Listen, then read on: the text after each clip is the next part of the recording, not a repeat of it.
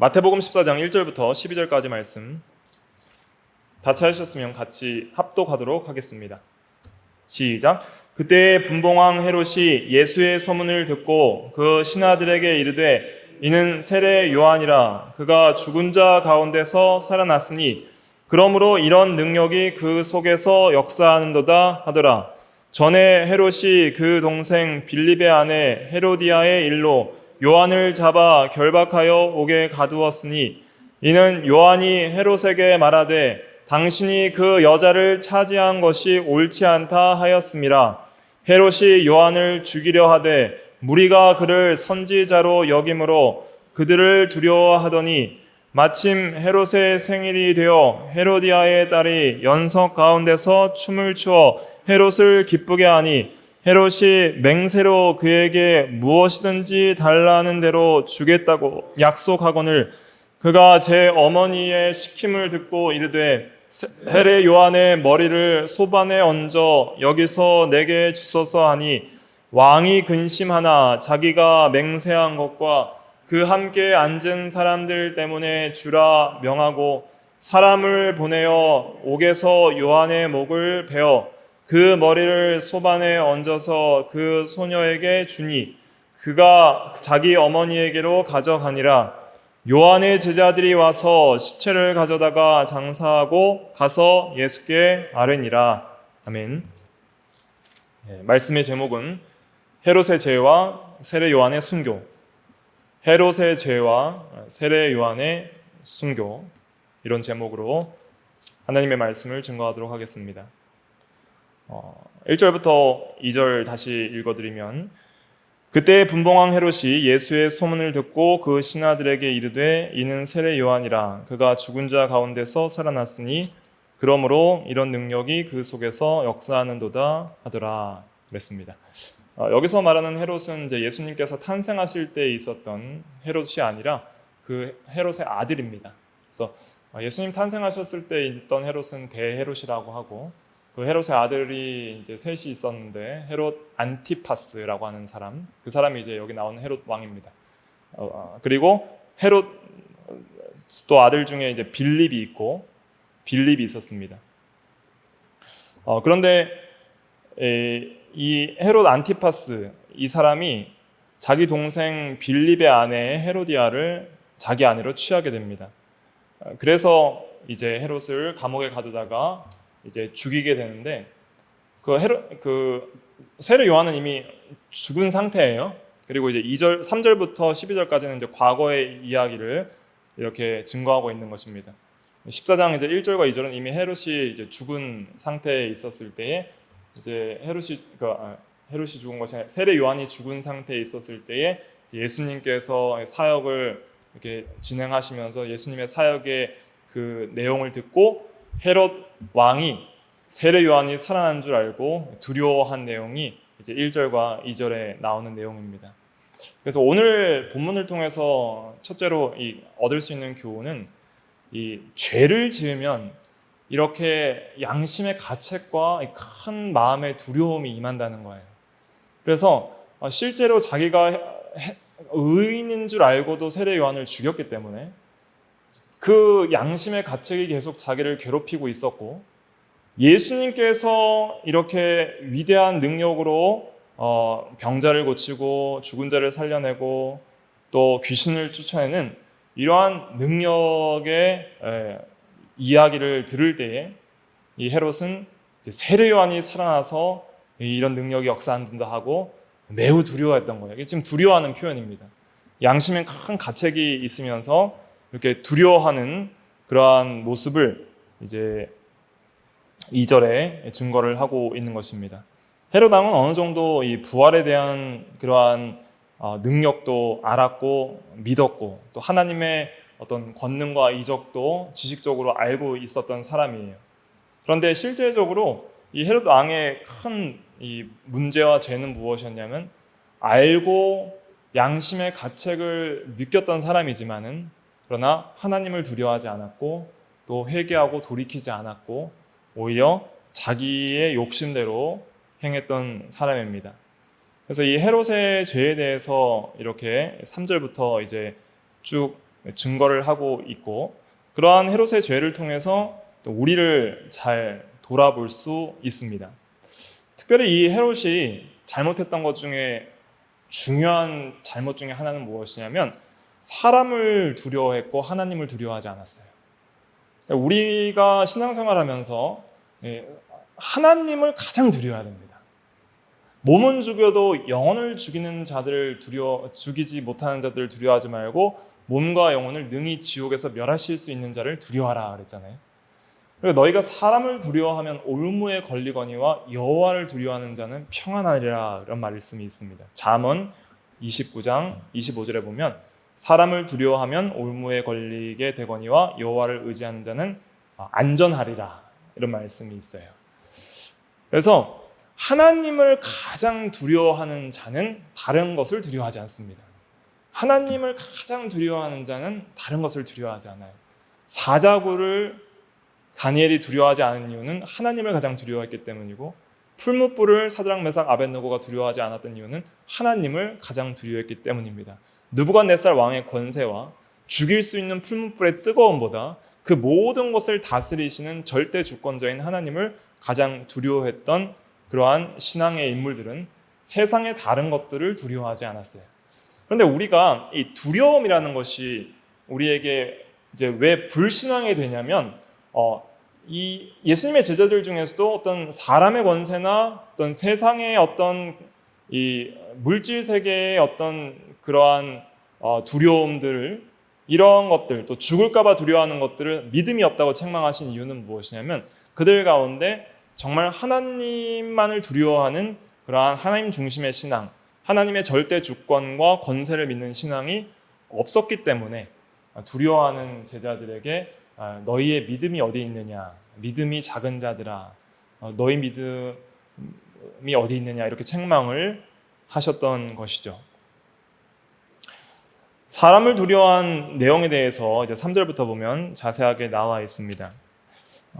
3절부터 5절까지 먼저 같이 읽어볼게요. 시작. 전에 헤롯이 그 동생 빌립의 아내 헤로디아의 일로 요한을 잡아 결박하여 옥에 가두었으니, 이는 요한이 헤롯에게 말하되 당신이 그 여자를 차지한 것이 옳지 않다 하였습니다.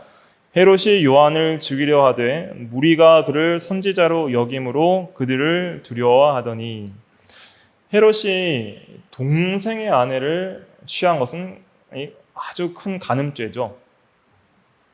다른 아내도 아니고 자기 동생의 아내를 취했으니 이것은 심히 악한 그런 간음죄였습니다.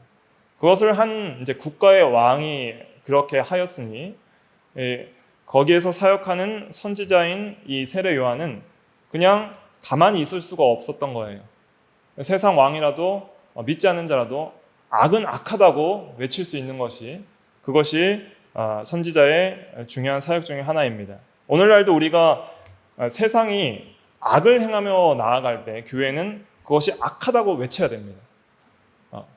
동성애가 창궐하고 퀴어 축제가 이렇게 행해질 때 그것을 사람 눈치 볼 것이 아니라 악하다고 해야 되는 거예요. 그것을 악하고 돌이키라고, 회개하라고 촉구를 해야 하는 것이죠. 세례 요한은 하나님을 두려워했던 사람입니다. 사람을 두려워하지 않았어요. 자기가 잡혀서 감옥에 갇히거나 죽을 수도 있다는 상황을 알면서도 한 나라의 왕에게 이렇게 진리를 증거한 것이죠. 당신이 행한 일은 옳지 않다. 그렇게 하였을 때에 헤롯은 그것을 달게 들었습니다. 그러나 자기의 권력을 가지고 이제 요한을 미워해서 옥에 가두었던 것이죠. 그 헤롯이 세례 요한의 말을 달게 들었단 말씀이 마가복음 6장 20절에 기록이 되어 있습니다. 이것을 한번 찾아볼게요. 마가복음 6장 20절. 마가복음 6장 20절 말씀 찾으셨으면 19절부터 20절까지 두 절을 읽어볼게요. 시작. 헤로디아가 요한을 원수로 여겨 죽이고자 하였을 때 하지 못한 것은 헤롯이 요한을 의롭고 거룩한 사람으로 알고 두려워하여 보호하며 또 그의 말을 들을 때 크게 번민하면서도 달갑게 들음이러라. 그러니까 지금 헤롯만 죽이려 한 게 아니라 더욱 누가 죽이고 싶어 했어요? 헤로디아가 더욱 죽이고 싶어 했던 것 같아요. 이렇게 이제 죽이고자 했으나 죽이지 못한 이유는 헤롯이 그래도 양심의 가책을 느꼈기 때문이에요. 요한이 의롭고 거룩한 사람으로 알고 세례 요한을 두려워했고 또 이 사람은 참 많은 사람을 두려워했습니다. 무리를 두려워했습니다. 마태복음 5장에 보면은 무리가 그를 선지자로 여김으로 그를 두려워하고 또 세례 요한도 두려워한 거예요. 의롭고 거룩한 선지자인 줄 알았기 때문에. 그래서 그의 말을 들을 때 자기를 죄를 책망을 하니까 크게 이 마음에 번민을 하고 고통스러워하면서도 그러나 그 죄를 뉘우치기는 싫은 거예요. 회개하고 돌이키기는 싫고 그러면서 자기가 잘못한 것을 달갑게 들으면서도 자기의 권력을 가지고 자기가 돌이키기는 싫기 때문에 요한을 잡아서 옥에 가둔 것입니다. 죽이지는 못하고 있었던 거예요. 요한도 두려워하고 선지자의 무리도 두려워하고 이것을 통해서 아는 데만 그치고 회개하지 않고 돌이키지 않는 죄가 얼마나 무서운지를 여기서 알 수 있는 겁니다. 자기가 죄인인 줄 알았잖아요. 자기가 헤로디아와 간음한 것이 그것이 죄인 줄을 세례 요한의 책망을 듣고 스스로 인정을 한 거예요. 달갑게 들었다는 것은 맞다, 내가 잘못했다. 그렇게 인정을 한 거예요. 그렇지만은 자기의 권력을 가지고 그 죄를 회개하기보다는 그 죄를 책망하는 자를 가두어서 더 이상 자기에게 그렇게 책망하지 못하게 만들어버린 것이죠. 그러니까 아는데 그치고 회개하지 않고 돌이키지 않는 것이 얼마나 무서운 죄에 빠지게 하는가 하는 것을 여기서 깨닫게 됩니다. 여기서 돌이켰다라면, 만약에 여기서 돌이켰더라면은 헤롯에게는 그래도 부끄러움을 당하기도 하고 사람들에게 욕을 먹을지언정 하나님 앞에 소망이 있었을 거예요. 그러나 이 사람은 끝까지 돌이키지 않고 또 회개하지 않은 것을 통해서 더 큰 죄를 이제 범하게 되는 거예요. 그러니까 기회가 있을 때 돌이키지 않으면 더 큰 죄를 지을 수밖에 없게 됩니다. 욕심이라는 것은 계속적으로 커지고 죄는 죄를 더하게 하는 것이죠. 그래서 이 헤롯이 요한을 가두고만 있었는데 거기서 이제 그친 게 아니라 이제 요한을 죽이는 죄를 범하게까지 됩니다. 근데 그 요한을 죽이는 죄를 범한 이유는 또 뭐예요? 사람을 두려워했기 때문입니다. 6절부터 이제 9절까지 같이 읽어볼게요. 시작. 마침 헤롯의 생일이 되어 헤로디아의 딸이 연서 가운데서 춤을 추어 헤롯을 기쁘게 하니 헤롯이 맹세로 그에게 무엇이든지 달라는 대로 주겠다고 약속하거늘 그가 제 어머니의 시킴을 듣고 이르되 세례 요한의 머리를 소반에 얹어 여기서 내게 주소서 하니 왕이 근심하나 자기가 맹세한 것과 그 함께 앉은 사람들 때문에 주라 명하고. 이 헤롯은 향락을 즐기는 사람이었습니다. 그러니까 마음에 이렇게 양심의 가책을 받고 죄악을 범하면서도 그런 번민과 고통을 가지고 있으면서도 그것을 해결하는 방법은 사실은 하나님 앞에 회개하고 죄 용서를 구하고 잘못을 뉘우치고 돌이키는 삶을 갈 때에 그 문제가 해결이 되는 것인데 그 번민한 것을 해결하기 위해서 선택한 방법이 세상의 향락을 누리는 거예요. 그러니까 이 향락을 누리면서 특별히 생일이 될 때 이렇게 잔치를 베풀고 또 연서 가운데서 헤로디아의 딸이 춤을 추어서 기쁘게 하니까 그 기쁨에 못 이겨서 이제는 도에 지나친 그러한 맹세를 합니다. 일시적인 흥분에 겨워서 주제넘는 맹세를 해버렸어요. 그러니까 무엇이든지 달라는 대로 주겠다 이렇게 말을 했습니다. 헤롯은 분봉왕입니다. 분봉왕이라는 것은 그 로마 황제 밑에 있는 사람이에요. 그래서 로마 황제가 모든 나라를 다스릴 수 없기 때문에 유대 나라는 유대 분봉왕을 세워서 이제 대리 통치를 하는 거예요. 그러니까 자기가 마음대로 나라를 뜯어서 줄 수 있어요, 없어요? 못 줘요. 그런데 나라의 절반이라도 주겠다고 그렇게 약속을 합니다. 마가복음 6장 23절에 보시면 마가복음 6장 23절 한번 찾아보세요. 마가복음 6장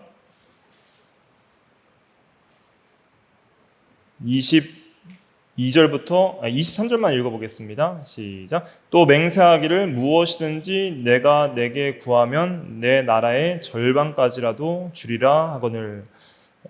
이렇게 이제 너무 주제넘게 함부로 맹세를 했습니다.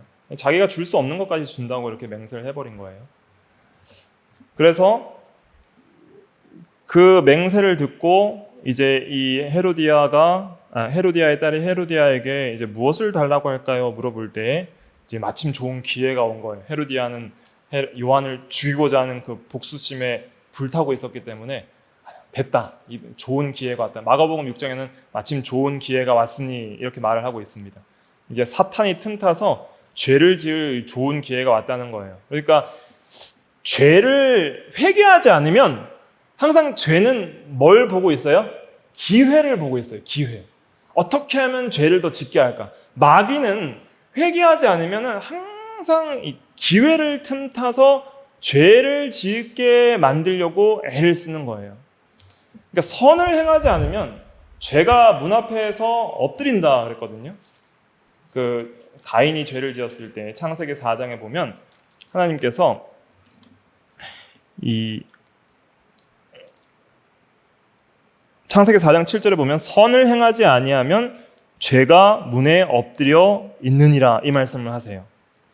그러니까 우리가 적극적으로 선을 행하지 않고 적극적으로 거룩하게 살려고 하지 않으면 그냥 회개하지 않는 죄들을 품고 있으면 이 정도만 계속 유지해도 되겠지 하는 것이 있잖아요. 이 정도 죄는 유지해도 되겠지 하는 것이 있을 수 있어요. 적극적으로 회개하기는 싫고 그렇지만 더 죄를 지으면 안 될 것 같고 요 정도는 유지하면 가만히 있겠지 하지만 그게 가만히 있어요? 안 가만히 있어요? 안 가만히 있는다는 거예요. 적극적으로 회개를 하고 선을 행하지 않으면 죄가 문 앞에 엎드려 있다는 것은 기회만 보고 문 열고 들어올 기회를 찾고 있다는 거예요. 그러니까 계속적으로 회개하지 않을 때에는 더 큰 죄를 범할 수밖에 없는 그런 기회를 얻게 된다는 거예요. 이때 이제 좋은 기회가 온 거예요. 마귀가 죄짓게 할 수 있는. 그래서 이제 이 맹세를 해버렸잖아요, 헤롯이. 그러니까 이것을 요구를 했을 때 세례 요한을 죽여서 머리를 소변에 담아 여기 주소서. 이것을 전에는 헤롯에게 요구했을 때 헤롯이 안 된다. 그렇게까지 죄를 지어서는 안 된다. 우리가 죄를 지어서 지금 간음죄를 지었지만은 우리의 권력으로 세례 요한을 가두어 놓는 걸로 만족하자. 그는 의롭고 거룩한 사람이다. 그것을 내가 안다.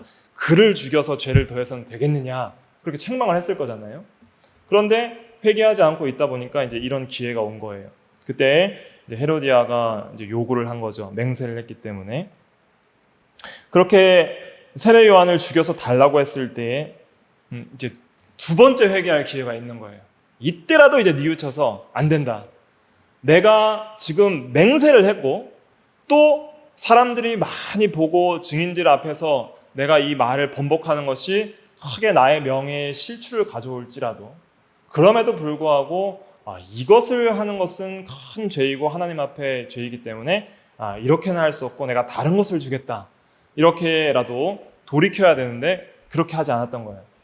헤롯은 오히려 하나님과 하나님의 말씀보다는 사람들을 두려워했습니다. 9절에 보니까 왕이 근심하나 자기가 맹세한 것과 그와 그 함께 앉은 사람들 때문에 주라 명하고. 그러니까 누구 때문에 준 거예요? 사람들 때문에 준 거예요. 사람들에게 욕을 먹고 또 인정을 받지 못할 그런 두려움 때문에 그렇게 준 거예요. 그러니까 우리가 이 신앙생활을 하면서 사람보다 하나님께 순종하는 것이 마땅합니다. 사도행전 5장 29절에 보면 사람보다 하나님께 순종하는 것이 마땅하니라 그랬습니다. 우리가 살다 보면은 실수도 할 수 있고 사람과의 관계에 있어서도 실수도 할 수도 있지만은 그러나 우리가 잘못 맹세한 경우라 할지라도 그러나 이것이 하나님께 순종하는 면이 안 되고 죄라고 깨달아지면은 아무리 이 많은 손해를 본다 할지라도 돌이켜야 되는 거예요. 아무리 많은 손해가 있다 할지라도 돌이켜야지 소망이 있어요.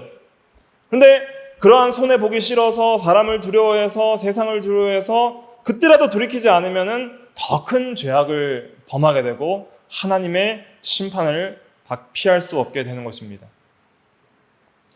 그래서 우리가 이 세상을 살아가면서도 세상이나 이 사람을 두려워해서는 말씀을 순종할 수 없다는 것을 여기서 깨닫게 되는 것이죠.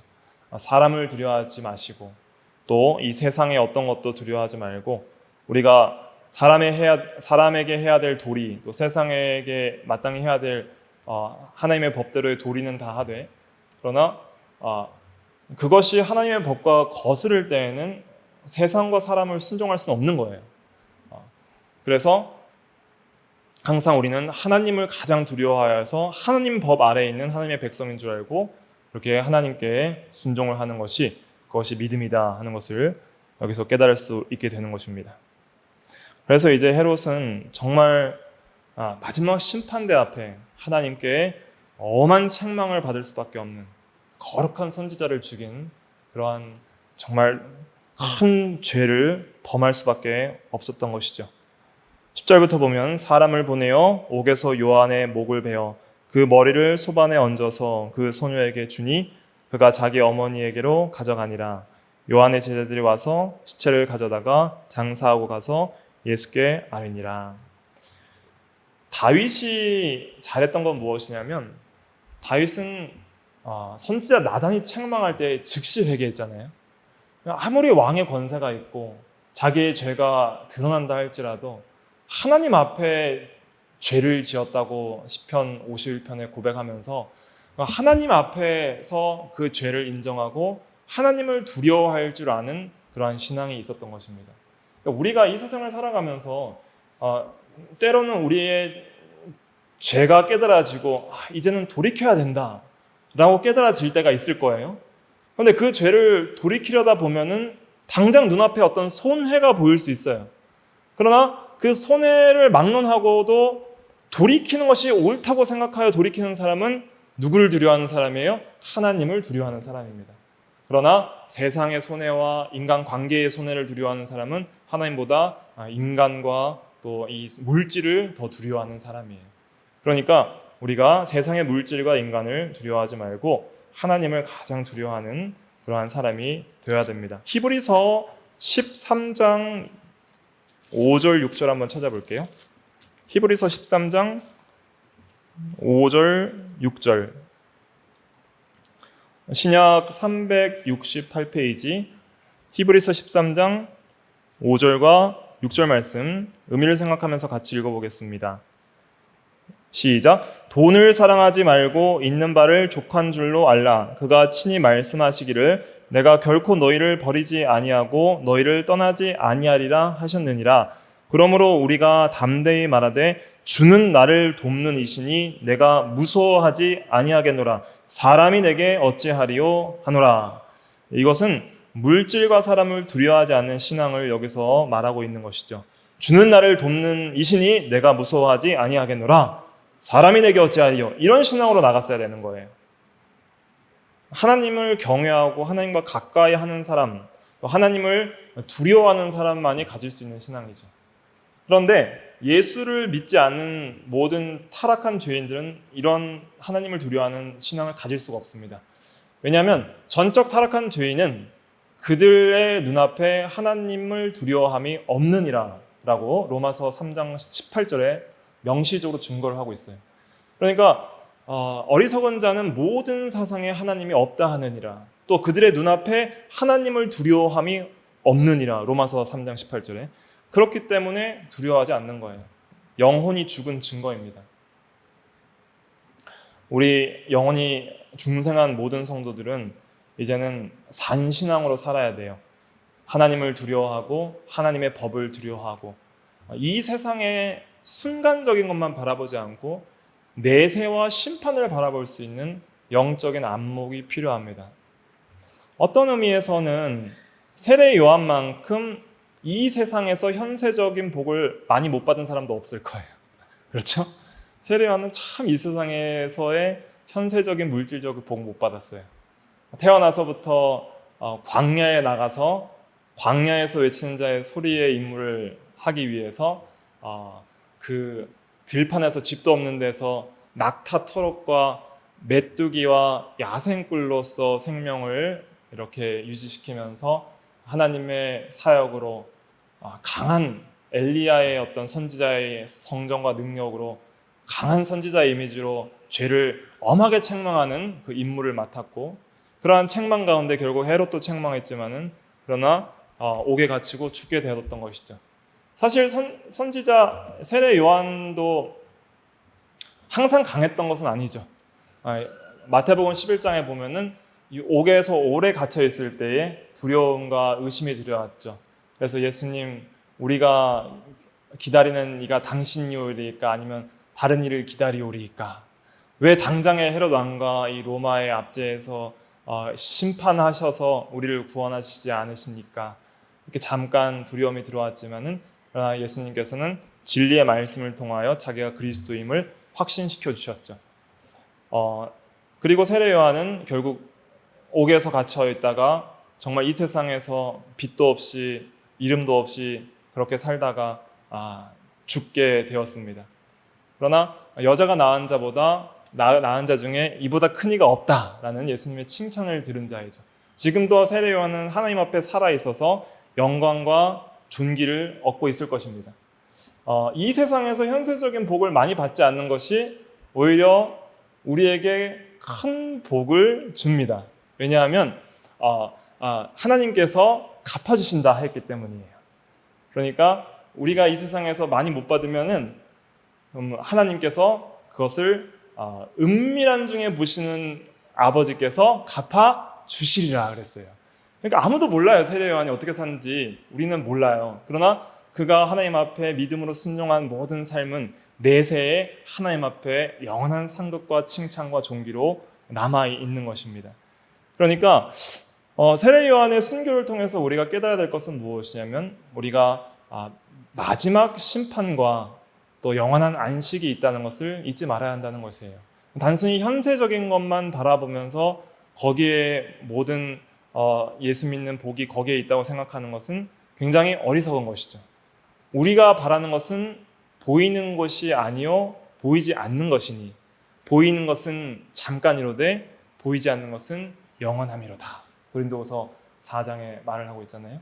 우리가 사실 소망하는 것은 보이지 않는 하나님의 나라요. 또 영원한 거예요. 그 영원을 이루고 나아가기 위해서 현세적인 것들이 다 필요한 거예요. 물질도 필요하고 돈도 필요하고 의식주도 필요하고 다 필요해요. 왜 필요해요? 영원한 것을 이루어 나가기 위해서 오늘날 육신의 생명을 보존하기 위해서 필요한 것들이죠. 그러한 중심으로서 그런 것들을 누리고 또 즐거워해야지 하나님 없이 영원한 것을 이루어 나가는 그러한 다른 목적이 없이 그냥 육체 중심으로 현세적인 복에만 치우쳐서 살아가는 것은 그것은 잘못된 신앙이다 하는 것을 깨달을 수가 있죠. 그래서 우리가 이 세상에서 믿음으로 살아갈 때 믿음으로 살지 못해서 현세적인 복을 못 받는 것은 그것은 죄 때문에 온 결과입니다. 내가 아무리 예배 잘 드리고 기도 생활 열심히 하고 또 아무리 말씀을 공부 열심히 해도 세상적으로 공부 안 하면 공부 못 하는 거예요. 또 세상적으로 열심히 일하지 않으면은 또 돈을 못 버는 거예요. 그러니까 그것은 또 우리가 해야 될 책임이고 의무입니다. 그런데 그럼에도 불구하고 우리가 이 세상에서 믿음으로 살고 그리고 참으로 하나님 앞에 열심히 살아가고 세상적인 일도 부지런히 해나가면 먼저는 믿음으로 사는 모든 사람들에게 영적으로 구원을 이루어 나가는 은혜들을 주시고 동시에 물질적인 필요도 다 채워주시는 거예요. 그의 나라와 그의 의를 구하면 이 모든 것을 너희에게 더하시라는 말씀처럼 믿음으로 살 때에 또한 세상적인 일에 있어서도 열심히 일을 할 때에 모든 것을 채워주시는 것이죠. 그러나 우리에게 있는 소망은 이 세상에 있는 것이 아니라는 거예요. 궁극적으로는 영원한 하나님 나라에 우리의 소망이 있다 하는 것을 기억하고 마지막 심판과 또 영원한 안식 그리고 내세가 있다는 것을 우리 항상 기억하고 내세 중심의 신앙으로 사는 것이 정말 중요합니다. 하루를 살아도 영원한 천국에서 남아있을 삶을 살아가는 것이 정말 중요합니다. 또 여기서 또 하나 알 수 있는 것은 무엇이냐면 신자는 죽는다는 거예요. 아무리 거룩하고 의로운 신자라도 죽는다. 신자는 죽지만 뭐는 남아있어요? 하나님의 말씀은 영원하다. 세례 요한이 증거했던 말씀들은 영원히 남아있는 거예요. 그리고 그 말씀들을 우리가 오늘날도 상고하고 은혜를 받는 거예요. 그러니까 모든 육체는 풀과 같고 그의 영광은 풀의 꽃과 같으나 풀은 마르고 꽃은 떨어지되 여호와의 말씀은 세세토록 있느니라. 베드로전서 1장 마지막에 말하고 있잖아요. 그러니까 우리는 풀과 꽃과 같아요. 풀은 마르고 우리의 영광도 나이가 들수록 시들어지겠죠. 육체가 쇠하고 건강할 때는 굉장히 영광스럽게 살아가는 것처럼 보이지만은 건강을 잃어가고 쇠약해지고 노년이 되면은 이제는 영광도 다 사라지고 결국은 시들어 죽게 될 것입니다. 그러나 하나님의 말씀은 영원해요. 그리고 우리가 참으로 부족하지만 우리가 바른 말씀을 믿고 행하고 또 전했던 그 말씀들은 영원히 남아 있습니다. 그래서 우리가 바르게 전했던 말씀도 영원히 남아 있고 또 우리가 바르게 믿었던 말씀도 우리 가운데 남아 있고 우리가 바르게 행했던 그 말씀도 그 말씀의 순종의 행위들도 영원히 남아 있습니다. 그러니까 아무리 열심히 살아도 영원히 남아있지 않는 행동이 있고 영원히 남아있을 행동이 있으니 하나님의 말씀대로 믿고 순종한 그 행위는 성도가 죽을 때 따른다 그랬어요. 그 말씀이 계시록 14장에 있습니다. 계시록 14장 한번 볼게요. 요한계시록 14장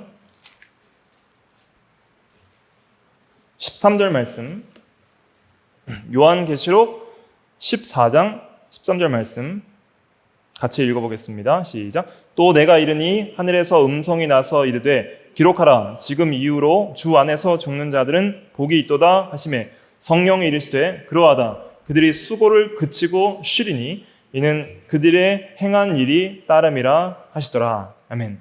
그래서 주 안에 죽는 자는 복이 있습니다. 이제는 이 세상의 수고를 그치고 영원한 안식 세계에서 쉬면서 주님 품 안에 안기게 될 것입니다. 그때 그들의 행한 일이 뭐예요? 따름이라. 그들의 행한 일이 그들을 따르는 거예요. 세례 요한이 이 세상에서 믿음으로 했던 모든 행위는 그를 따라 그의 칭찬과 영광과 존귀와 상급이 되는 것입니다. 그러나 악을 행하는 자에게는 이 세상에 환난과 공고가 있습니다. 그리고 영원한 최후 심판과 영원한 형벌이 있습니다. 마지막 심판 때에 헤롯 왕은 지금도 지옥에서 형벌을 받지만은 마지막 이제 백보자 심판 때 하나님 앞에 얼마나 큰 책망을 받을지 우리가 상상할 수가 없는 거예요. 그러니까 원수 갚는 것은 하나님께 맡기고 우리는 오늘 하루를 믿음으로 하나님의 말씀을 쫓아서 하나님을 두려워하는 신앙으로 살아가는 것이 중요합니다. 우리는 좀 부족하더라도 하나님의 말씀은 영원하고 또 그 말씀대로 우리가 믿고 순종했던 그 행위도 영원히 남아 있습니다. 따른다 그랬어요. 그것이 우리의 그 자라난 인격으로 따르는 거예요. 또 우리의 그리스도의 형상을 닮아간 만큼 우리가 성화를 이루어 나간 만큼 그 자라난 그 성도의 세 사람의 인격은 그대로 하늘나라에 가는 거예요. 그리고 그렇게 이 세상에서 거룩을 잘 이루어 나간 만큼 이제 부활체의 영광도 달라지고 또 오늘 오전에 말씀드렸던 것처럼 하나님과의 사랑의 교제의 수준과 깊이가 달라지는 거예요. 그러니까 우리가 다 그리스도의 신부잖아요. 그리고 이제 신랑 되신 예수님께서 재림하실 때 우리를 부르셔서 이제는 신해선에서 했던 그 피로연처럼 이제 미래적 피로연인 우리가 고대하는 피로연은 뭐예요? 어린 양의 혼인잔치예요. 그것이 성찬에서 예표하는 겁니다. 그 어린 양의 혼인잔치에 참여할 때에 애기 신부들도 있을 것이고 굉장히 수준이 높은 신부들도 있을 것입니다. 예수님과 교제하는 깊이가 달라요. 예수님을 아는 지식도 다르고 예수님을 사랑하는 수준이 달라요. 그러니까 세례 요한이 주님 앞에 큰 신부로 섰을 때 주 앞에 큰 자라 그랬거든요. 누가복음 1장에 보면 그 큰 신부로서 예수님과 교제하는 그 지금 세계를 한번 생각을 해보세요. 얼마나 기쁘겠어요. 그러니까 우리가 그걸 사모해야 되는 거예요. 내가 이제 우리가 영원히 살 거예요. 영원히 하나님 나라에서 영원히 뭐 상상을 할 수 없는 시간의 영원성은 상상할 수 없는 세계죠. 영원히 지옥은 영원히 형벌이고 하나님과 이제는 이 세계는 끝이 있어요. 끝이 있고 이제는 영원 세계에서 이제는 영원히 살 건데 그 영원 세계에서 이제 좀 큰 신부로서 하나님과 더 깊은 사랑의 교제를 할 수 있는 그 기쁨을 지금 내가 육체가 살아있는 이 현세에 만들어 나간다는 것을 생각한다면은 이 하루의 한 순간의 삶이 얼마나 소중한지를 깨달을 수 있는 겁니다. 내가 하루를 살 때 믿음으로 산 것이 나를 따르고 내가 더 거룩한 신부로 자라나서 주님 앞에 서서 이제는 영원히 그 상태로 교제를 할 건데 그렇다면 우리가 하루하루를 함부로 살 수 있는가? 하루하루를 거룩하게 살아나는 것이 얼마나 중요하고 그리스도의 장성한 분량에 충만한 데까지 자라나라고 명령하고 있는데 그 명령이 얼마나 소중한 명령인지를 깨달을 수가 있는 것이죠. 그러니까 주님을 사랑하고 그 세계를 사모하지 않는 사람은 정말 가치 없는 거예요. 어떻게 보면 그냥 현세적인 게 더 좋은 거예요. 기복주의적인 신앙이 더 좋은 거예요. 그런데 그것보다는 영원한 세계에서 주님과 영원히 더 장성한 신부로서 주님 앞에 설 때에 주님과 함께 교제할 그 기쁨과 소망을 가지고 현세적으로도 성령을 따라서 그 기쁨과 교제의 기쁨을 맛보면서 살아가고 그러면서 실제로 이제 주님을 볼 거잖아요. 그 육체의 부활체의 영광을 볼 거예요. 재림 때는 손에 못자국도 보고 그 분을 얼굴 있는 그대로 볼 거예요. 그때 그 앞에 설 때에 소망을 가진 자, 그 앞에 설 때에 주님을 더 닮아갈 소망을 가진 자는 그의 깨끗하신 것 같이 자기를 깨끗하게 한다 그랬어요. 요한일서 3장에 그런 말씀이 있는데 요한일서 3장 한번 찾아보고 마칠게요. 요한일서 3장 2절과 3절 요한일서 3장 신약 390페이지 요한일서 3장 2절과 3절 같이 읽어볼게요. 시작. 사랑하는 자들아 우리가 지금은 하나님의 자녀라 장래에 어떻게 될지는 아직 나타나지 아니하였으나 그가 나타나시면 우리가 그와 같을 줄을 아는 것은 그의 참모습 그대로 볼 것이기 때문이니 주를 향하여 이 소망을 가진 자마다 그의 깨끗하신 것 같이 자기를 깨끗하게 하느니라. 이 참모습을 그대로 본다는 것은 예수님의 그 인성의 그 현현을 보게 된다는 거예요. 그때 이 소망이라는 것은 주님을 볼 소망도 있지만은 주님을 닮아갈 소망도 포함을 하는 겁니다. 그래서 주님을 닮아갈 소망을 가진 자마다 그의 깨끗하신 것 같이 자기를 깨끗하게 하여서 더 주님을 더 많이 닮아서 그 앞에 서야겠다. 주님을 더 많이 닮아서 그와 같이 될 것인데 주님을 더 많이 닮은 장성한 사람으로 우리가 그와 같이 되어서 살아야겠다. 부활체를 입고 살아야겠다는 것이죠. 이 소망을 가진 자마다 그의 깨끗하신 것 같이 자기를 깨끗하게 하느니라. 거룩함을 이루어 나간다는 뜻입니다. 이것이 소중하다 하는 것을 우리가 기억을 하고 이것을 위해서 우리가 구원을 열심히 이루어 나가기를 힘써야 되고 계명을 순종하기를 힘써야 되는 것입니다. 기도하겠습니다. 거룩하신 하나님의 은혜와 사랑을 감사합니다. 헤롯은 사람을 두려워하고 하나님을 두려워하지 않으며 죄를 깨달았지만은 즉시 회개하지 않으므로 더 큰 죄를 지었다 하였습니다. 우리도 하나님과 하나님의 법을 가장 두려워하며 죄를 깨달을 때에 즉시 돌이킬 수 있는 믿음의 사람들이 되게 하여 주시옵소서. 세례 요한은 이 세상에 소망을 두지 않고 영원한 하나님의 나라와 또 하나님만을 두려워하는 신앙으로 주님을 닮아가기에 힘썼습니다. 그래서 주 앞에 큰 자라는 칭찬을 받게 되었고 지금은 주님 앞에 영광과 존귀를 얻고 있다는 것을 우리가 생각하며 우리가 이 세상에서 어떠한 상황 가운데서라도 하나님을 두려워하고 말씀을 순종하며 영원히 남아있는 하나님의 말씀을 순종하는 저희들의 믿음이 되게 하여 주시옵시고, 그러한 순종하는 행위가 우리의 신앙의 인격으로 따르는 줄 알고 주님 앞에 설 때에 더욱더 주님을 닮은 장성한 신부로서 주님 앞에 서는 그 준비를 지금 이 순간부터 이루어 나가는 저희들이 다 되게 하여 주시옵소서. 예수님의 이름으로 기도하옵나이다. 아멘. 찬송가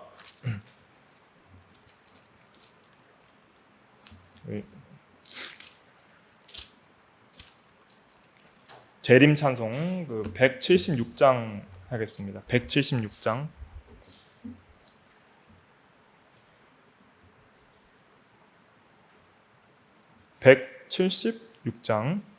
진행하겠습니다.